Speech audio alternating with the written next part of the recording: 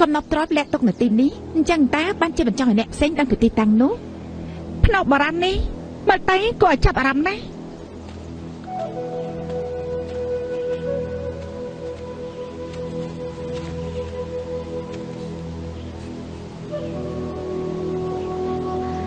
មើលទៅដូចជាអាចលុបបាន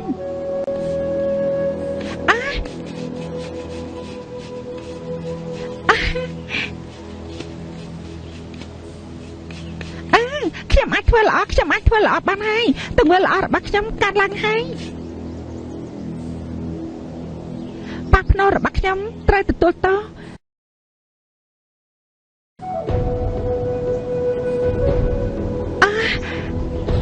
គេនិយាយថាកុំខ្វល់នឹងសម្ដីអ្នកចំនួនមុនអីបងប្អូនទាំងអស់គ្នាខ្ញុំគិតថាគួរតែស្ដាប់ម្ចាស់ភ្នោពួកយើងកុំចូលទៅអីណាជីវិតគឺជាទ្វារក្តីស្លាប់គឺជាកន្លែងរស់នៅទ្វារភ្នោនាំទៅកាន់ទ្វារនរកអ្នកដែលរំខានសុបិនរបស់ខ្ញុំគ្មានឆ្អឹងទេអើយតែវាគ្រាន់តែជារឿងបន្លាចព្រមគ្នាតែមិនបារម្ភខ្លាចគេកាប់នឹងកំបិតទេកុំខ្ជះខ្ជាយពេលវេលាអីនាំគ្នាចូលទៅមើលទៅ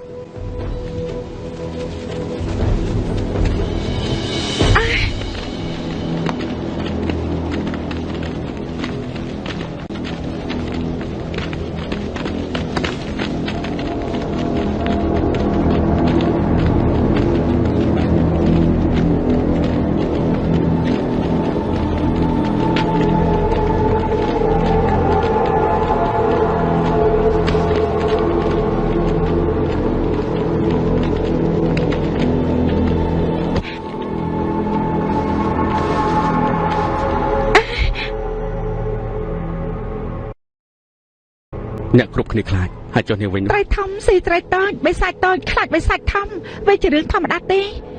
ម្យ៉ាងទៀតខ្ញុំមិនខ្លាចទេខ្ញុំខ្លាចលោកត្រូវគេចាក់ពីក្រោយអញ្ចឹងខ្ញុំអាចនៅពីក្រោយជួយលោកបានទៀតផងបាននាងអាចការពារខ្ញុំពីពានីហាចាប់តាមទៅអើយលោកជាមនុស្សកំសាកលោកដើរមុនទៅបាយផាលៀងនាងមិនចាំបាច់ព្រួយបារម្ភទេពួកយើងគិតថានឹងមានអន្តៈជាច្រើននៅក្នុងភ្នោនេះមើលទៅពួកយើងបានចូលមកខាងក្នុងមួយជំហានហើយរន្ធដៅខាងក្រៅត្រូវបានជីកធំជាងភ្នោទោះបីជាអន្តៈអ្វីក៏ដោយវាត្រូវបានខូចដោយមនុស្សដែលមកមុនដូច្នេះកុំបារម្ភអីបាទដូចលោកនិយាយអ្នកដែលចូលមកមុនគ្មានជីវិតត្រឡប់ទៅវិញទេអីហើយយ៉ាមានពួកយើងនៅទីនេះហើយមិនចាំបាច់បារម្ភអីទេពេលនេះចេញដំណើរ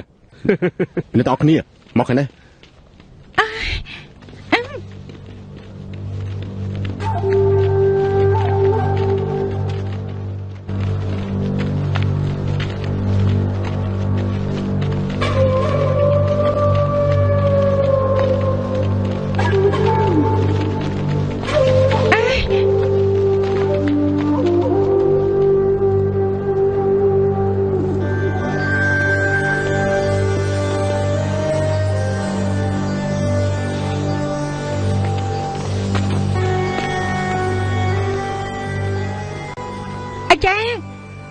ស្រស់ស្អាតមែន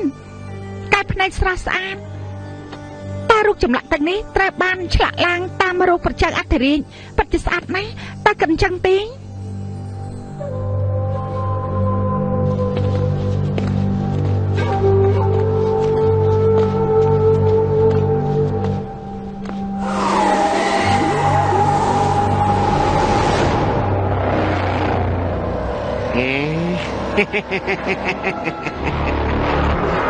បោកទី2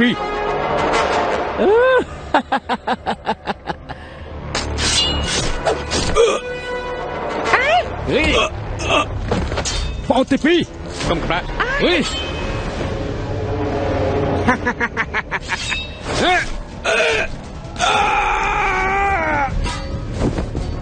តាពួកគេកាត់អីទេនៅទីនេះដូចជាមានចំហាយបិសាចខ្លាំងណាស់ខ្ញុំគិតថាវាចេញពីវេទមន្តនាងនេះទីនេះកុំតាណាខ្ញុំចូលទៅមើលសិន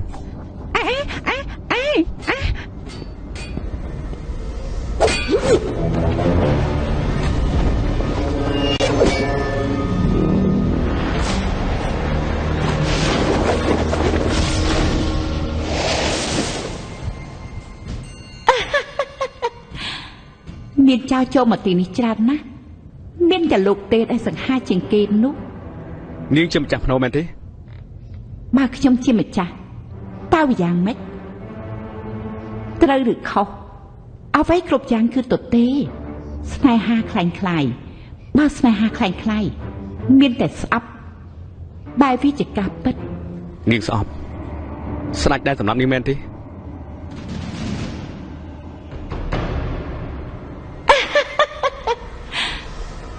ខ្ញុំបានបំភ្លេចគេយូរហើយពេលនេះអ្នកណាលួចទ្រព្យរបស់ខ្ញុំនឹងស្អប់អ្នកនោះ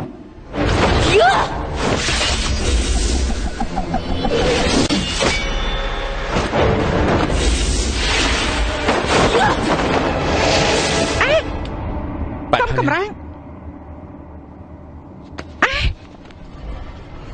កុំមើលតែក្រែងខ្ញុំទេមិនខុសទេលោកប្រកាសជាធ្លាក់ចូលទៅក្នុងលំវែងវេទមន្តនោះហើយលោកគ្រាន់តែឈរនៅមុខរូបសំណាកបន្ទាប់មកស្រាប់តែលំវែងអ្នកផ្សេងទៀតក៏អញ្ចឹងដែរអ្នកនាងចិនវានឹងចាក់លោកចំណែកលោកក៏ចាក់គេដែរណាខ្ញុំខ្លាចវាជារឿងនិទានអន្ទាក់បីសាជារឿងពិតបើធ្លាក់ចូលអន្ទាក់វានឹងពិការភ្នែករដូវកាលទាំង4មិនអាចបញ្ចប់អ្វីដែលខ្ញុំបានឃើញវាសុទ្ធតែជាមនុស្សដែលធ្លាក់ក្នុងអន្ទាក់អតីតកាលនិងបច្ចុប្បន្នកាលពួកយើងកាប់សម្លាប់គ្នាព្រោះភាពច្បុកច្បល់ក្នុងចិត្តវាគ្មានអត្តពលលើបបីសាចនេះជាមូលហេតុដែលនាងមិនត្រូវវាប្រហារអស់ត្រូវហើយនាងឃើញខ្ញុំជាប់ផ្ទះហើយនាងបែរជាមរុតចេញទៅ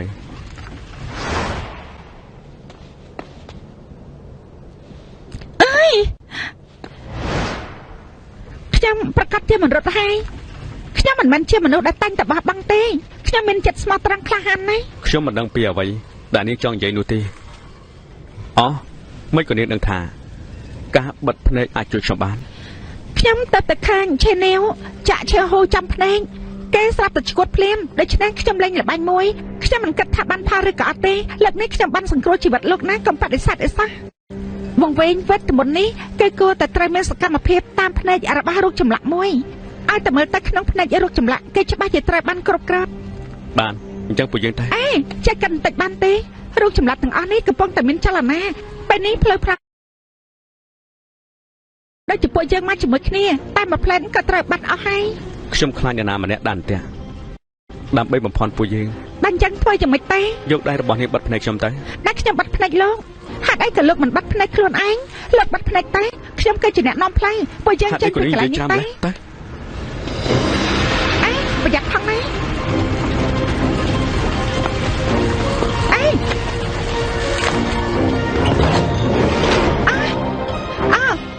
ពួកយើងចេញបានហើយដាក់ភ្នែកតែមិនអីទេពួកយើងចេញមកក្រៅបានហើយមកតែខ្ញុំអត់ចាត់ទេ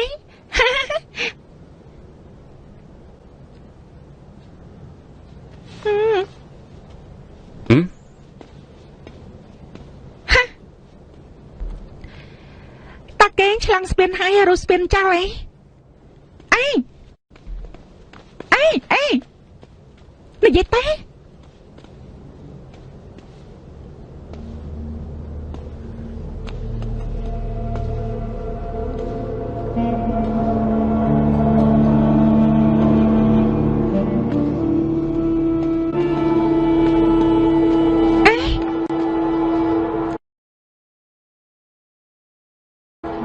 នេះជាសម្លេងអីទេន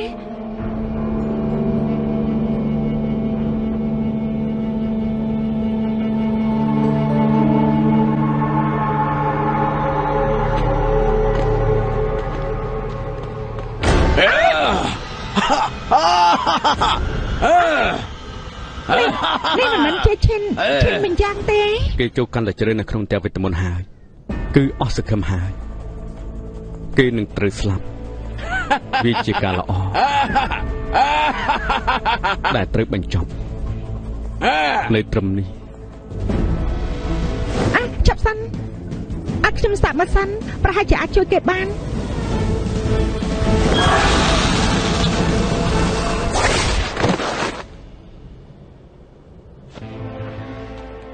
យ៉ាងមិនដែរតែខ្ញុំអត់ចាស់ទេខ្ញុំធ្លាប់មើលស្រាដល់នាងតែមិនរកស្មានថានេះឆ្លាតដល់ថ្នាក់នេះសោះប្រកាស ហើយខ្ញុំបាននិយាយហេតុថាខ្ញុំអាចការពារលោកបានទោះបីជាលោកបាត់បង់ស្មារតីដូចគេខ្ញុំនៅតែអាចជួយលោកបាននាងចូលមកដាស់សាខ្ញុំនាងប្រហែលជាអាចចូលក្នុងខ្លួនរបស់ខ្ញុំវិញហើយអត់ទេលោកដឹងថាខ្ញុំជាមនុស្សយ៉ាងម៉េចខ្ញុំត្រូវដាក់ខ្លួនចេញមិនជល់វិញទេគឺយល់ច្រើនណាស់អេបើលោកតែចុះគេគិតយ៉ាងម៉េចទេក្រែនាងថាការពារគេហ៎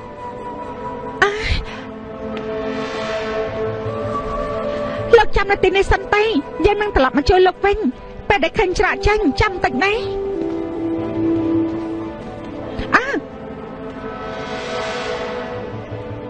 ហាត់អីបានជំនាញរោគនេះទៀតកុំអីបាត់ត្រូវវេទមន្តទៀតធ្វើយ៉ាងម៉េចទេខ្ញុំបានឃើញគ្រប់យ៉ាងហើយវាគឺជាអន្ទាក់ហេឈរឆ្ងាយទៅ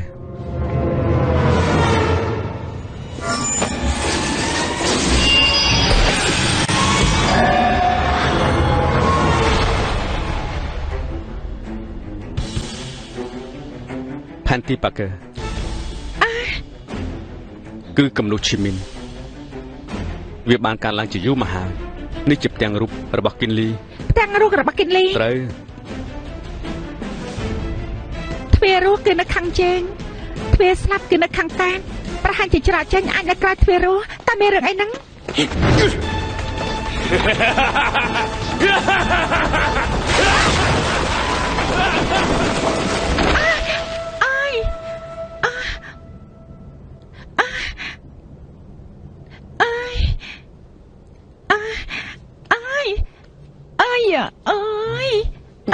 តាទីនេះជាកន្លែងណាទេដល់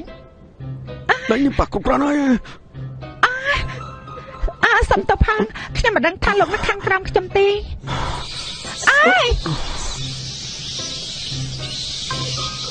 លោកតើលោកចង់ស្អីហ្នឹងមិនអីទេសត្វក៏ជាវាហៅទៅអស់ហើយ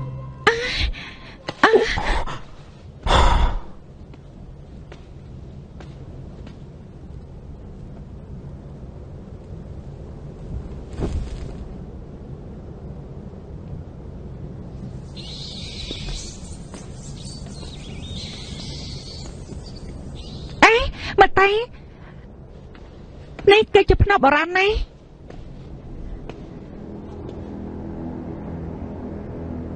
អត្តរិយគ្មានមេត្តាព្រះមហាសីហឺគូពួកយើងត្រូវបានបញ្ជាឲ្យស្រង់ភ្នូននេះពួកយើងដឹងពីបាបកម្មរបស់ពួកយើងចាក់ចេញពីភ្នូននេះហើយសង្ឃឹមថាវិញ្ញាណព្រះមហាសីបានទៅដល់ឋានសួគ៌រួចផុតពីការគៀបសង្កត់ជូនពរឲ្យទ្រង់មានសេចក្តីសុខ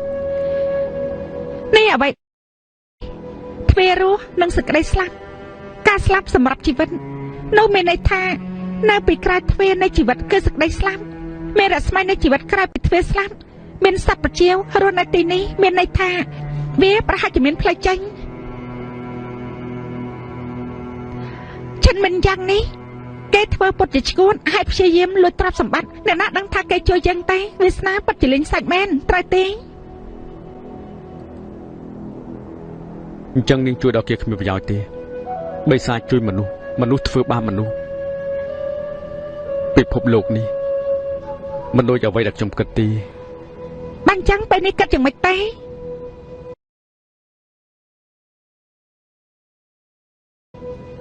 អេតើបើយើងក៏ត្រឡប់ទៅវិញជួយគេទេឈិនមិនយ៉ាងនេះសំនឹងស្លាប់ណាក៏ទៅស្លាប់ហើយប៉ុន្តែអ្នកផ្សេងគ្មានកំហុសទេតោះទៅលបងខាងលោកគឺជាអ្នកក្លាហានការបំបែកវេទមន្តគេធម្មតាដូចជាការបង្វិលផ្កាអញ្ចឹង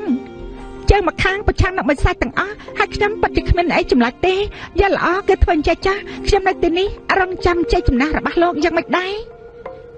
កុំបារម្ភអីមិនមែនខ្ញុំមិនចង់ជួយលោកទេគ្រាន់តែលើកនេះខ្ញុំត្រូវខំនៅក្នុងឃ្លោកយូរពេកព្រលឹងរបស់ខ្ញុំខ្សោយហើយម្យ៉ាងទៀតច្រកនេះវែងខ្លាំងណាស់ខ្ញុំមិនអាចហោះហើរបាននោះទេណាមិនអីទេនាងតាមដៃខ្ញុំមក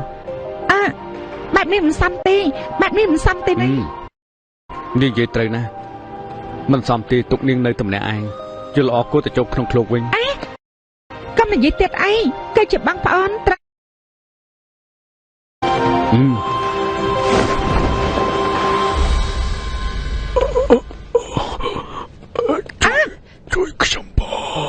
អ្វីកាត់ឡើងទេហេតុអីក៏មើលទៅលោកដូចជាចាស់ជាងមុនបានស្រូបជីវិតរបស់ថាម៉េចហ្នឹង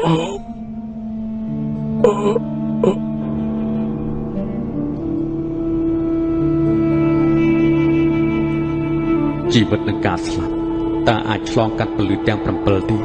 តើអ្នកណាអាចដកអាយុជីវិតរបស់លោកដកយកអាយុតើអាចដកបានដែរតើគេយកអាវុធទប់អីមកគេប្រើអ្វីទេអេតើមានអ្វីកាត់ឡើងទេគេស្លាប់បាត់ហើយហេតុអីក៏គេស្លាប់នៅពេលសំខាន់បែបនេះយ៉ាងហោចណាស់ក៏និយាយបានចប់សិនដែរលោកបងពួកយើងឆាប់ចេញទៅ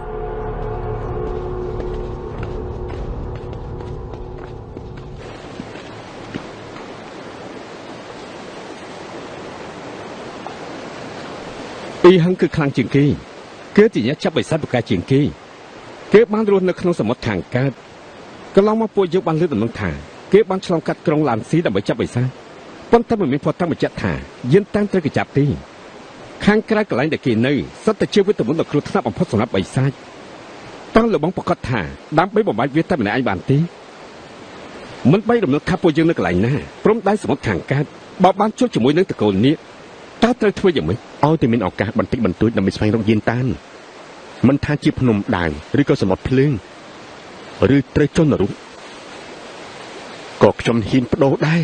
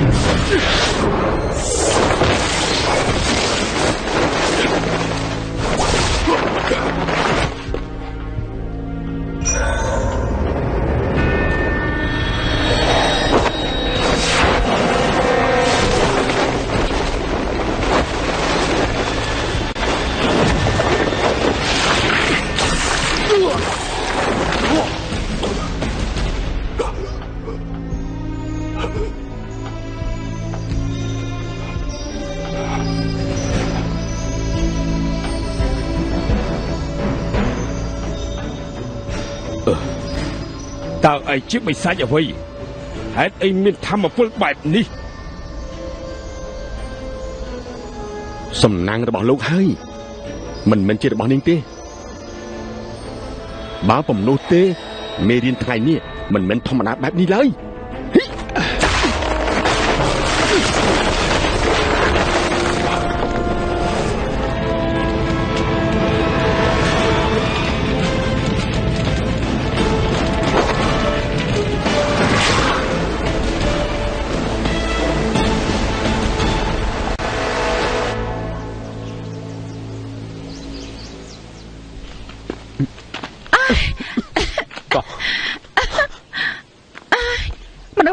ជាមួយយើងក្រៅពីឈិញមិនយ៉ាងហើយទៅបាត់អស់ហើយខ្ញុំខ្លាចថាវាជាសំណាក់អាក្រក់ហើយអ្នកដែលដកយកអាយុជីវិតរបស់គេគឺជាព្រះមហេសីម្នាក់នោះតែព្រលឹងព្រះមហាសីគ្រាន់តែជារូបវង្វេងគ្មានទ្រព្យសម្បត្តិអីនៅក្នុងភ្នូទេរឿងព្រេងនិទានល្បីមានតែការបកស្រាយមួយគត់មានមនុស្សលេងល្បិចការស្លាប់សបនិមិត្តបាក់សីស្លាប់ព្រោះតែអាហារបាក់សីច្រើនណាស់មនុស្សជាច្រើនដើរតាមបាក់សីប្រកាសជាមនុស្សគេនិយាយត្រូវណាស់អ្នកនាងកន្លែងនេះគ្រោះថ្នាក់ណាស់គាត់និយាយថាត្រឹមត្រូវតាមមានន័យថាម៉េចទេហើយគាត់ជាអ្នកណាទេគាត់គឺជាម្ដាយរបស់ខ្ញុំគាត់ក៏បាននិយាយដែរថាទ្វារភ្នោនាំទៅកាន់ទ្វារនរកអ្នកទាំងពីរមិនត្រូវរំខានការសម្រាប់របស់គាត់អ្នកនាងហេតុអីក៏មកទីនេះទៀតហើយគេជាអ្នកនាងរបស់ពួកយើងអ្នកនាងឈឺតាំងពីតូចហើយមានបញ្ហាខួរក្បាលគេតែងតែបែបនេះរាល់ថ្ងៃចូលចិត្តនិយាយផ្ដេសផ្ដាស់ណាទីនេះគឺជា Ghost Star ហេតុអីក៏នាងធ្វើដំណើរមកទីនេះ អ្នកទាំងពីរមិនដឹងទេផ្ទះតកូលស៊ីនពួកយើងគឺនៅចិត្តទីនេះថ្មីនេះមានខ្មោចលងខ្លាំងណាស់ហេតុនេះហើយបានជាខ្ញុំបាត់ដានរបស់អ្នកនាងខ្ញុំគិតថាអ្នកទាំងពីរស្លៀកពាក់បែបនេះអ្នកទាំងពីរដឹងពីរបៀបចាក់ខ្មោចតើមែនទេ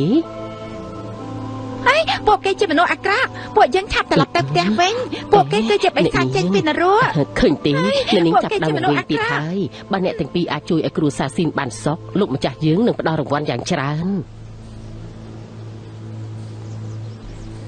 បានខ្ញុំកំពុងបារម្ភថាគ្មានកន្លែងត្រូវទេនោះប្រសើរជាងការគោរពទៅទៀតអញ្ចឹងជិញមកតាមខ្ញុំមកតា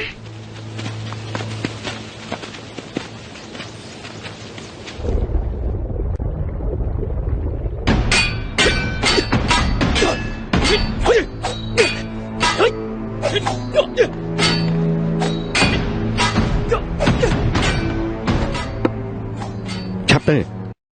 យកទឹកសន្សាមទីបដាថ្វាយទៅឲ្យព្រះមហាសីទៅកុំហៅខ្ញុំបែបនេះ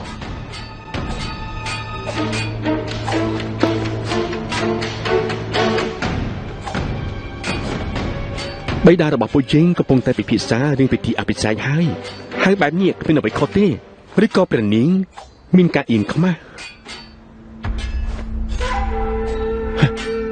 បិតាបានបង្រៀនខ្ញុំថានេះគឺជាអ្នកការពារឋានសួគ៌ការវឹកហាត់មិនអាចខានសុំបីតែមួយថ្ងៃកងទ័ពសមុទ្រខាងកើតគឺខ្ញុំជាអ្នកវឹកហាត់ដោយផ្ទាល់កងទ័ពសមុទ្រខាងត្បូងវិញជាការល្អដែលអាចកាន់កាប់បានចៅឡានបន្ទាប់ពីយើងរឿងអភិសេកហើយនោះខ្ញុំនឹងឲ្យពួកគេធ្វើជាអ្នកការពារទ្រង់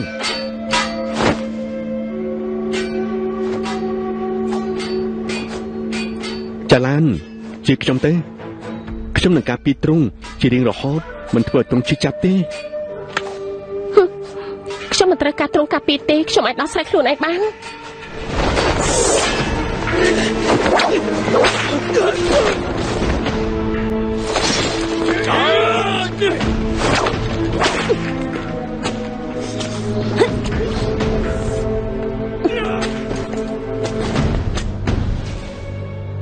ព្រះបុត្រាកន្លែងចម្រាញ់ថ្នាំទឹករបស់ទ្រង់ត្រូវបិសាចបំផ្លាញគ្មានថ្នាំទឹកណាមួយដែលនៅសល់ទីទូលបង្គំបានប្រយុទ្ធអស់ពីសមត្ថភាពហើយប៉ុន្តែយុទ្ធសាស្ត្របិសាចនោះពិតជាចម្លែកណាស់អាចគ្រប់គ្រងភ្លើងនិងទឹកបានគ្រប់គ្រងភ្លើងនិងទឹកបានអញ្ចឹងបិសាចនោះមានរូបរាងយ៉ាងម៉េចទៅបិសាចនោះមានរូបរាងជាមនុស្សទូលបង្គំមើលមិនឃើញរូបរាងដើមរបស់គេទេប៉ុន្តែនៅពេលប្រយុទ្ធទូលបង្គំបានឃើញសញ្ញាមួយជារូបផ្កាឬក៏ស្រីនៅលើកដៃបើអញ្ចឹងអ៊ីម៉ូនោះវាមិនទាន់ស្លាប់ទេនាំបញ្ជារបស់ខ្ញុំទៅបញ្ជូនកម្លាំងឲ្យទៅចាប់បិសាចនោះឲ្យទាល់តែបានទទួលព្រះរាជបញ្ជា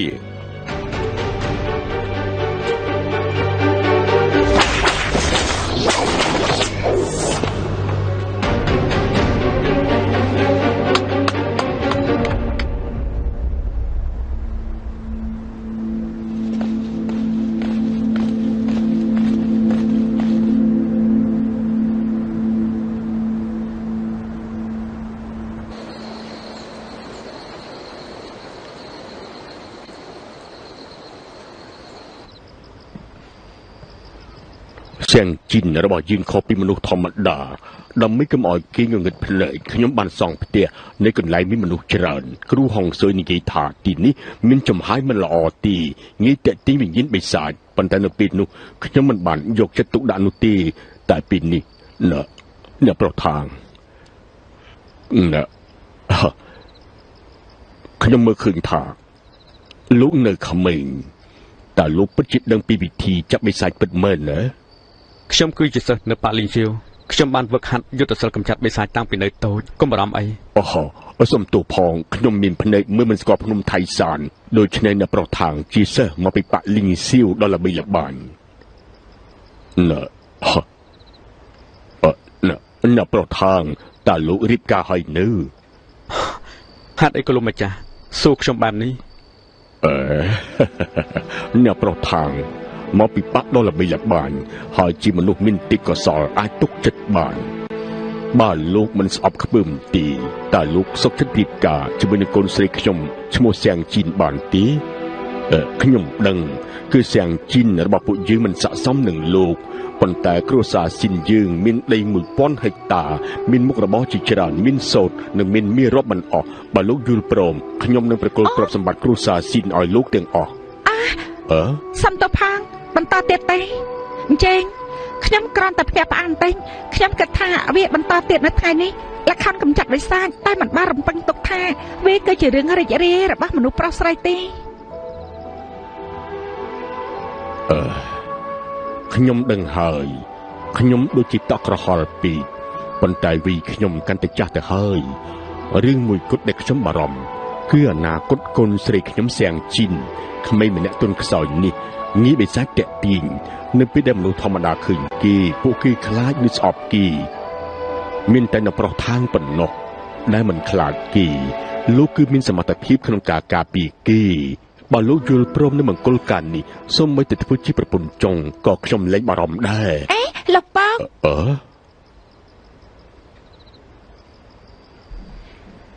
លោកម្ចាស់ស៊ីនគ្រាន់តែចង់បានអ្នកបម្រើមើលថែកូនស្រីហេតុអីមិនយល់ព្រមអ្នកផ្សេងច្បាស់ជាចង់បានសំណាងល្អបែបនេះណាប្រពន្ធសម្លាញ់កំសាលបងអីជាតិនេះបងមានតែអូនម្នាក់ទេបងមករៀបការប្រពន្ធចុងឡើយហាក់ខ្ញុំថាម៉េចប្រពន្ធសម្លាញ់នាងគឺជាប្រពន្ធលោកពួកយើងរៀបការដោយខ្លួនឯងចាស់ទុំមិនទាន់បានដឹងឮនៅឡើយទេរៀបការខ្លួនឯងអីមិនអាចនិយាយបែបនេះទេណាប្រពន្ធសម្លាញ់អូនភ្លេចហើយបងបានឲ្យផ្លែឃ្លោកអូននៅពេលដែលបងបានស្បត់នោះចាំបានហើយនេះគឺជាសិទ្ធិអ្នកទាំងពីរទីមើលទៅសៀងជីនគ្មានសំណាងឡើយលោកម្ចាស់ស៊ីនប៉ាលីស៊ីវមានវិធីសម្ងាត់កម្ចាត់ខ្មោចលោកអាចនឹងផ្ដល់អ្វីគ្រប់យ៉ាងសម្រាប់គេគ្រាន់តែលោកម្ចាស់កម្ចាត់វិញ្ញាណអាក្រក់នៅក្នុងផ្ទះនៅនាងស៊ីននឹងមានសុវត្ថិភាពអ្វីដែលអ្នកប្រុសថានិយាយគឺត្រឹមត្រូវហើយប៉ុន្តែយប់ជ្រៅហើយខ្ញុំនឹងឲ្យអ្នកបម្រើរៀបចំបន្ទប់ឲ្យអ្នកទាំងពីរឆាប់ចូលទៅសម្រាប់ទៅចាំព្រឹកស្អែកចាំនិយាយគ្នាទៀត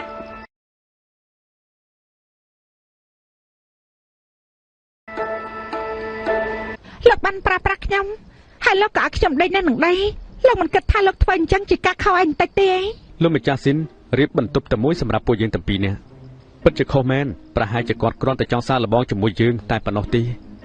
ហើយចាក់ខ្ញុំវិញខ្ញុំខ្លាចបំផុតគឺផ្ដាសាយនៅពេលផ្ដាសាយខ្ញុំដេញមិនលក់ទេហើយភ្ញាក់ពីដំណេកមកមើលដើរគួរឲ្យខ្លាចណាស់តែលោកមិនខ្លាចទេពេលនេះមិនដេកគួរឲ្យខ្លាចទៅហើយតែនេះប្រកាសទេថាចង់មើលមុខខ្ញុំបែបនេះ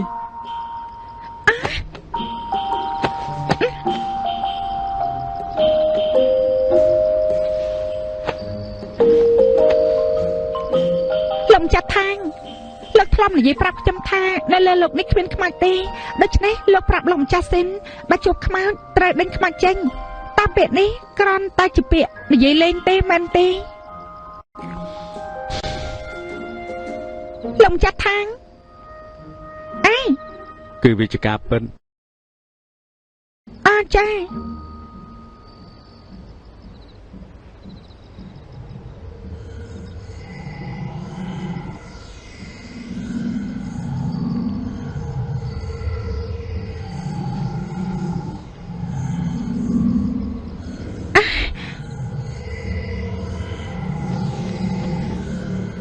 មានអ្វីកាត់ឡើងទេលំចាត់ថាងលំចាត់ថាងលំចាត់ថាងក្រោកឡើងលំចាត់ថាងក្រោកឡើង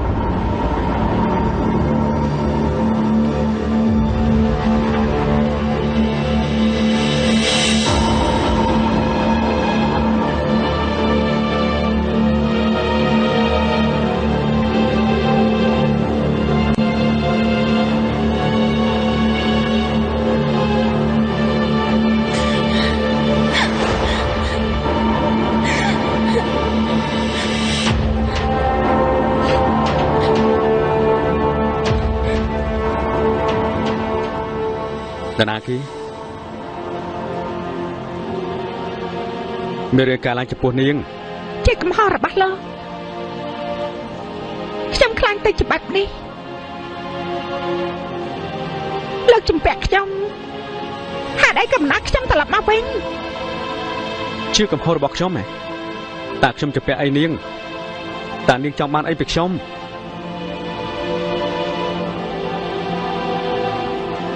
លោកជំពាក់បែកដងខ្ញុំពាក់កណ្ដាលនេះជាកំហុសរបស់លោក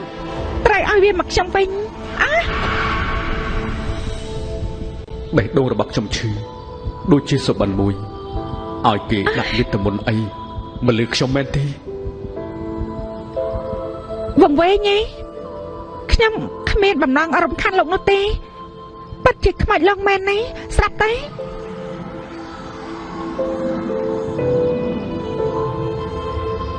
សំឡេងដូចជាមកពីខាងលិចរំភើបណាស់បើយើងចេញទៅមើលតែឆាប់ឡើងនាងមិនក្លាហានទេប៉ុន្តែនេះចូលចិត្តដឹងលឿនណាស់ចាំពេលដែលលោកហើយនឹងខ្ញុំជួបគ្នាដំបូងទេខ្ញុំបាននិយាយរឿងខកជាច្រើនប៉ុន្តែធ្វើបែបនេះខ្ញុំធ្វើជាអ្នកសរសេររឿងលេខ1នៅលើលោកនេះវាជាការប៉ិនដើម្បីមហិច្ឆតានេះគឺជាការប៉ិនណាស់គឺត្រូវមានបទពិសោធន៍ច្រើនចាប់ឡើង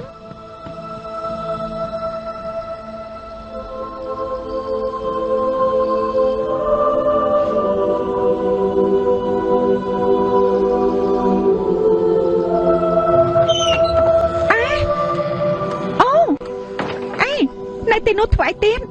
មានមនុស្សបញ្ឆាត់មនុស្សដែលភ្លើងនេះឆាប់ឡើង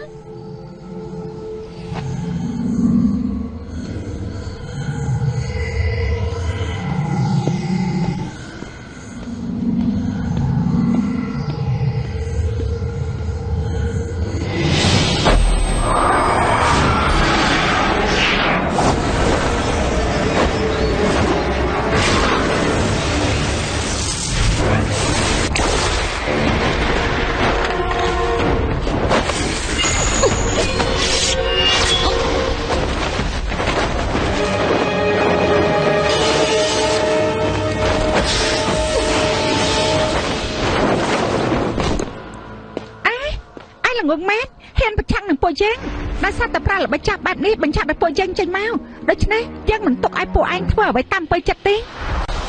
លោកចូលចិត្តប្រយុទ្ធណាស់ឱកាសមកដល់ហើយបែរគេទេថាគេជាអ្នកណាចាប់ដាំទេ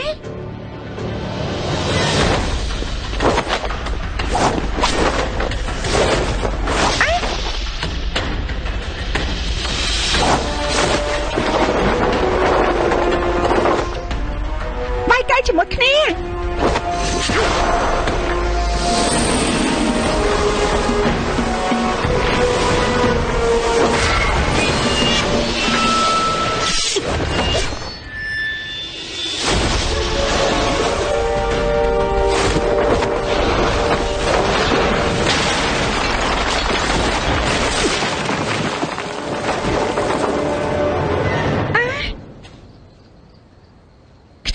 លោកស្អាតបិសាចណាស់ហេតុអីក៏លោកបថុយជីវិតដើម្បីជួយខ្ញុំ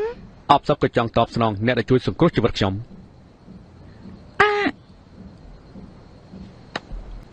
នាងចង់ធ្វើអីកុំយល់ច្រឡំអីខ្ញុំចង់មើលថាតើប៉ះពាល់ដល់ជីវិតឬក៏អត់មនុស្សទាំងអស់ត្រូវការវាដើម្បីជីវិតមែនទេខ្ញុំគ្មានលទ្ធភាពសង្វេគទេលោកជំពាក់បេះដូងរបស់ខ្ញុំពាក់កណ្ដាល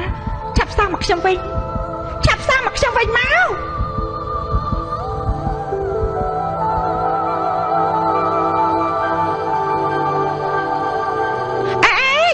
នឹងចង់ធ្វើអីលោកអត់មានរបួសទេមិញនេះលោកដូចជាមិនអីទេមានរបួសអីខ្ញុំមិនអីទេខ្ញុំទៅវិញហើយ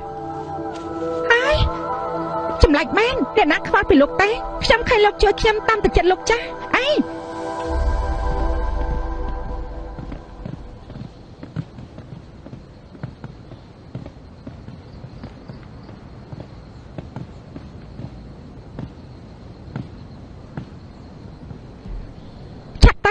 ឆាប់ទៅមើលតែ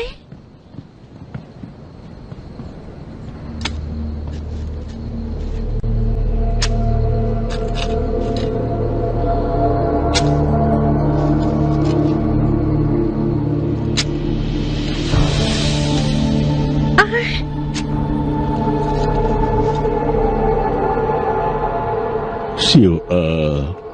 សុំទោសផង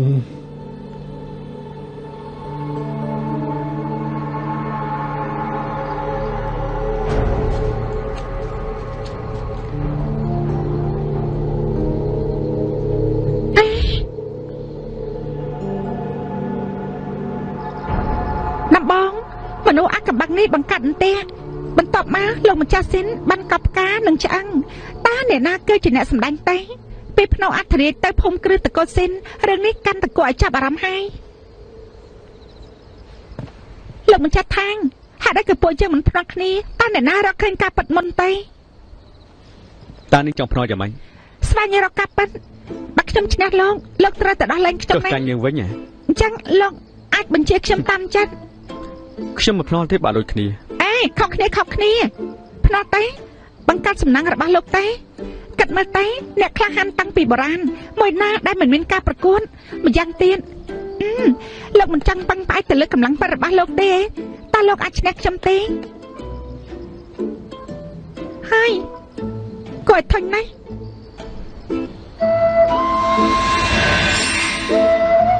ហើយខ្ញុំចាត់ទុកថាលោកយល់ព្រមហើយណាអញ្ចឹងអារបស់នេះទៅលោកណាលោកនឹងមានសំណាងល្អណាស់នាងជាបិសាចផ្កាខ្ញុំមិនបានប្រើសតបការដែលនាងឲ្យការពីលើមុនទេចុះគេវិញគ្រាន់តែបើកឆាកវាប្រហារគេហ៊ានវាប្រហារខ្ញុំតែគ្មានប៉ះពាល់អីដល់ខ្ញុំទេអញ្ចឹងខ្ញុំរក្សាទុកវិញនាងបានដកចេញហើយអញ្ចឹងទុកមួយទៀតចុះទុកសម្រាប់ប្រើពេលក្រោយមនុស្សអាក្រក់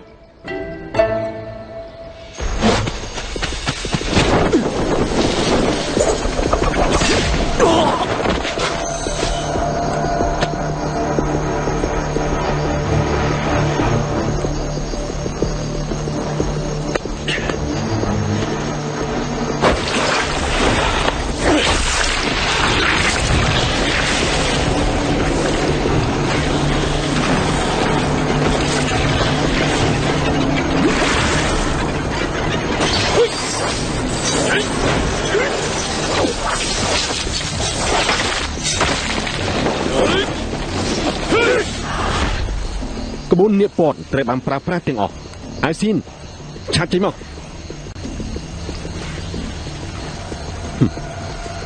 គេមិនមកទេអញ្ចឹងមិនសប្បាយទេក្បួននាគរាជធ្វើសកម្មភាពដល់ឈាមជាមិនរួចទេជប់ខ្ជិះខ្ជាយការខំប្រឹងប្រែងទៅចូលទៅ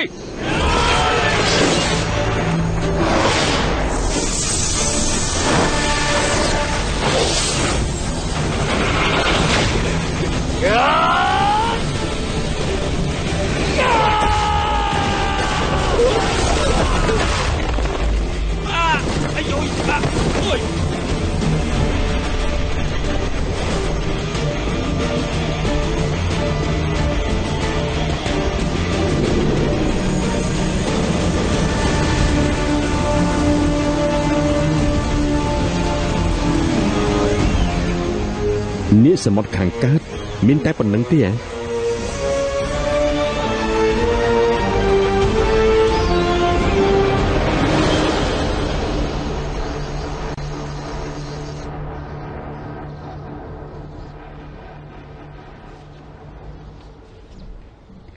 លោកម្ចាស់ស៊ីនពួកយើងបានកាត់រួចហើយពួកយើងក៏សម្រេចចិត្តបាននិយាយជាមួយលោក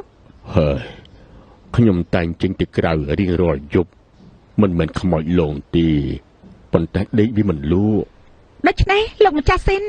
ខ្មោចដែលលោកឲ្យពួកយើងចាប់គឺជាលោកអីខ្ញុំគិតថាអញ្ចឹងដីក្នុងសួនផ្កាខាងក្រៅគឺទុនណាស់ខ្ញុំគិតថាការដើរដីនេះមិនមែនជាលើកទី1ទេលោកម្ចាស់ស៊ីនលោកស្អាតជឿណាស់តើលោកបានគិតអ្វីលោកម្ចាស់ស៊ីនតើឆ្អឹងរបស់នរណាកប់នៅក្នុងសួនច្បារ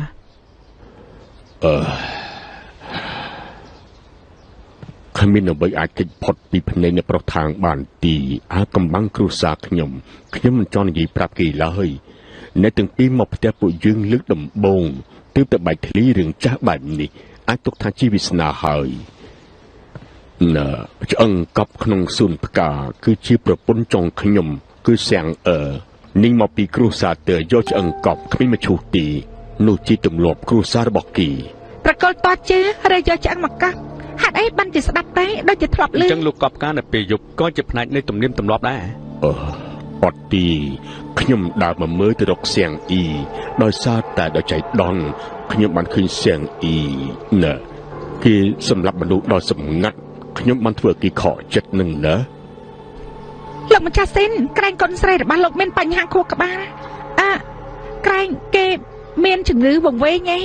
ខ្ញុំមិនដឹងទីតែខ្ញុំបានឃើញសៀងអ៊ីដែលផ្ទាល់ភ្នែកគេសម្រាប់មនុស្សដោយសម្ងាត់ក្នុងអណ្ដូងស្ងួតសម្រាប់មនុស្សដោយប្រើវីតាមីនថែមទៀត មិនក៏លោកដឹងថាគេប្រើវីតាមីនអាក្រក់ មនុស្សគ្រួសារគេប្រកែកប្រើវីតាមីនអាក្រក់ណាស់សៀងអ៊ីនៅខ្ញុំជាគូស្នេហ៍តាំងពីកុមារខ្ញុំដឹងរឿងច្រើនប៉ុន្តែសៀងអ៊ីបានស្លាប់មុនអាយុដូច្នេះសៀងអ៊ីប្រហែលជាត្រូវខ្មោចចូលនៅប្រធានខ្ញុំសូមបរលោកបើខ្ញុំអាចប្រគល់សៀងអ៊ីដើមរបស់ខ្ញុំមកវិញខ្ញុំស្លាប់ទៅបិទភ្នែកចិត្តហើយ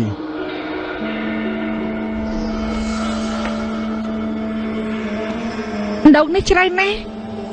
ប៉ុន្តែគ្មានអ្វីនៅក្នុងនេះទេ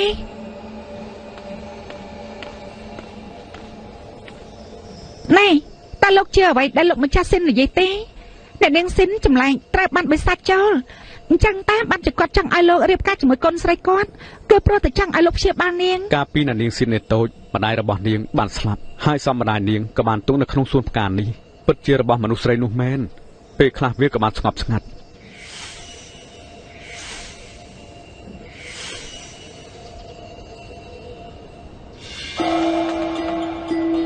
មានអ្វីនៅក្នុងដីអេ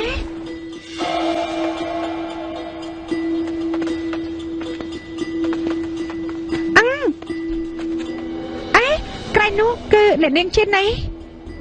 ប៉ុន្តែទោះបីជានាងត្រូវគេសម្លាប់តែមួយថ្ងៃទេដែលយើងបាច់គ្នានោះ គេប្រាតែជាឆ្អឹងរយៈពេលក្នុងមួយថ្ងៃប្រហែលមកពីវីតាមីនមើលទៅ នេះជាអ្វីដែលលោកម្ចាស់ស៊ីននិយាយហើយ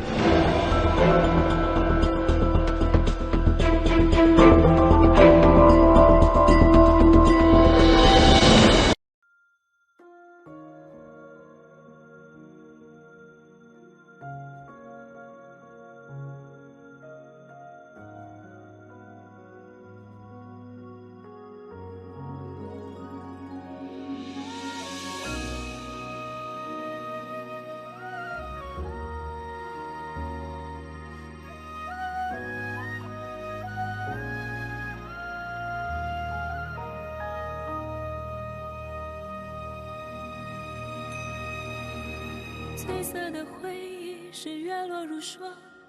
满地碎木枯黄，会走出一滴泪吞海银浪，执迷于遗忘。走到从此天各一方，走到你乡，回过头为我生遗忘。 催眠的缘分在暗夜里藏，情字落晚香。寂寞的汤烫出思念的伤，遗忘岁月凉。洗尽纤尘仍有你依稀模样。轮转中为思念疯长。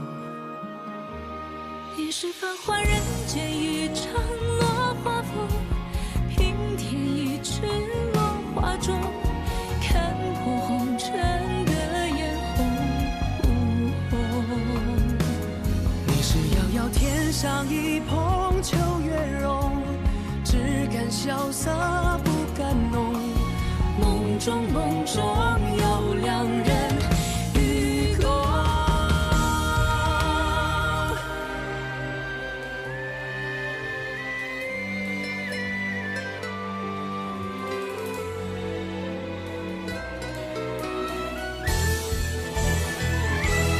与君别后，迎上我下穿越秋，山海无路万行舟。欲别还休，几时都不够。情根未休，烟火岸上有白首，一朝天涯熬红豆，去到人间尽修好时候。 再开人厮守。